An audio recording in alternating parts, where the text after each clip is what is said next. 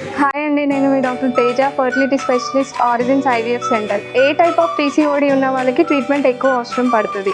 నార్మల్గా పీసీఓడి అనేది రెండు రకాలు ఉంటుంది. పీసీఓడి విత్ రెగ్యులర్ పీరియడ్స్ ఉంటాయి and PCOD with irregular periods ఉంటాయి. సో ఇర్రెగ్యులర్ పీరియడ్స్ ఉన్న వాళ్ళకి నార్మల్గా ovulation induction drugs with timed intercourse చెప్తే ప్రెగ్నెన్సీ ఛాన్స్ అనేది ఎక్కువగానే ఉంటుంది. కానీ పీసీఓడి విత్ రెగ్యులర్ పీరియడ్స్ ఉన్న వాళ్ళకి ప్రెగ్నెన్సీ రావడానికి కొంచెం ఎక్కువ అసిస్టెన్స్ పడుతుంది. సో వాళ్ళకి ovulation induction drugs plus IUI suggest చేస్తాం.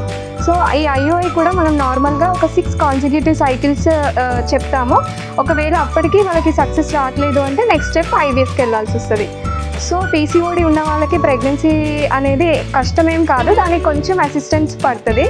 సో అసిస్టెన్స్ కోసం మీరు ఆరిజిన్స్ ఐవీఎఫ్ సెంటర్ని కన్సల్ట్ అవ్వండి.